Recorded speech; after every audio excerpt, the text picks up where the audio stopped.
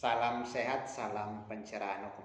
Pada sesi video kali ini saya akan membahas tentang bagaimana kehadiran seorang pengacara dalam kehidupannya sebagai seorang aparat penegak hukum. Mengapa saya bilang seorang pengacara itu merupakan salah satu aparat penegak hukum? Karena pengacara itu pada dasarnya menurut aturan hukum, menurut undang-undang, status hukumnya sama dengan kepolisian, sama dengan kejaksaan, dan sama dengan seorang hakim. Yang membedakan seorang pengacara dengan jaksa, polisi, atau hakim itu ialah kalau untuk polisi dan hakim atau jaksa itu dibayar oleh negara, tetapi seorang pengacara dibayar oleh kliennya. Nah, ketika seorang pengacara dibayar oleh kliennya, maka seorang pengacara dituntut untuk memberikan solusi yang terbaik, untuk memberikan suatu kenyamanan terhadap kliennya ketika ada klien yang ingin menggunakan jasa kita. Jadi pengacara itu sebenarnya adalah bisnis jasa yang dimana pada statusnya dia adalah seorang aparat penegak hukum yang memberikan jasa kepada klien yang merasa ingin menggunakan jasa kita sebagai seorang pengacara.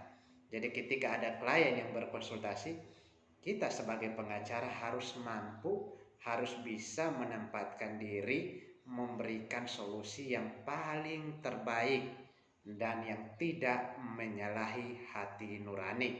Jadi misalnya ketika klien ingin berkonsultasi, jangan sampai seorang pengacara memberikan janji yang pada dasarnya pengacara itu tidak mampu untuk memenuhi. Misalnya saya ini juga seorang pengacara. Jadi ketika kita bertemu klien, kita harus punya prinsip yang dimana bisa menyatakan yang benar tetap benar, yang salah tetap salah.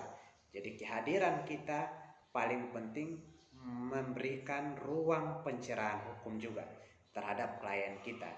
Sehingga jangan sampai ada orang yang berpikir bahwa oh dia buat salah, dia pakai pengacara, dia akan benar.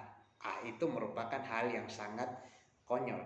Pengacara bukan seperti itu. Pengacara dia hadir untuk mempertahankan hak hukumnya.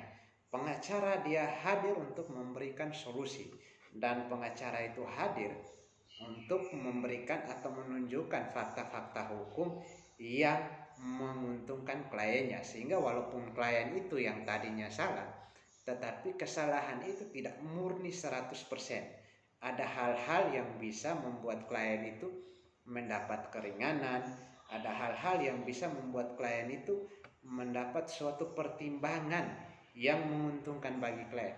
Disinilah pengacara hadir untuk mengeksplor persoalan-persoalan atau hal-hal yang tadi yang menguntungkan klien. Jadi kita pengacara ini bukan membela perbuatan dari seorang klien, tetapi kita membela hak hukumnya. Hak hukum dari seorang klien itu yang seorang pengacara pertahankan. Karena hak hukum tersebut diatur oleh undang-undang dan dilindungi oleh undang-undang. Nah, inilah yang banyak orang berpikir bahwa pengacara itu membela perbuatan daripada pelaku. Tetapi sebenarnya pengacara mempertahankan hak hukum sehingga hak hukum dari klien itu tidak dilanggar atau tidak dirampas tanpa melalui suatu prosedur hukum yang sah. Jadi yang saya ingin tegaskan, pengacara harus punya prinsip berani menyatakan benar dan benar, berani menyatakan salah dan salah.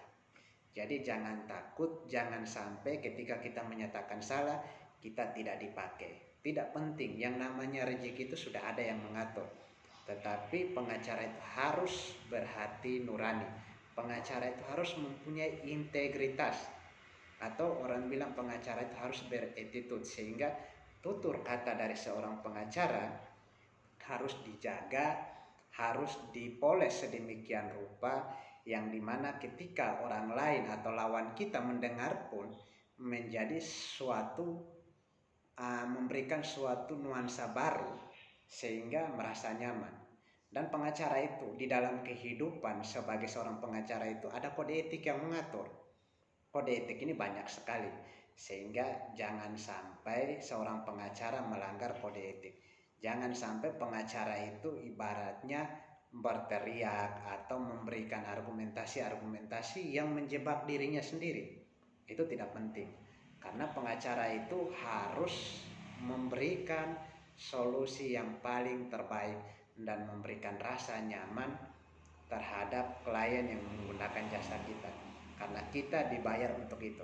Tetapi yang paling penting yang saya harus tegaskan, pengacara bukan dibayar untuk membela perbuatan pelaku, tapi pengacara dibayar untuk mempertahankan hak hukum.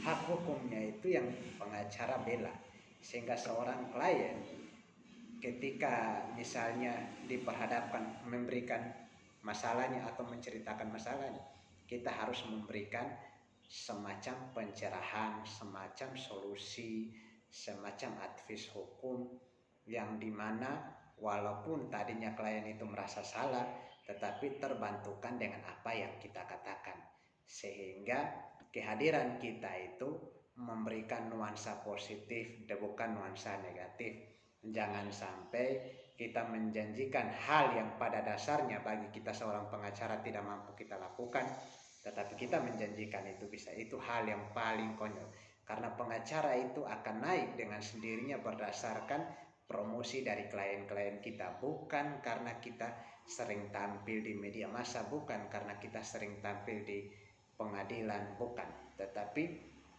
pengacara itu akan menjadi terkenal karena iklan dari mulut ke mulut, yaitu penyampaian berita atau rekomendasi dari klien-klien kita.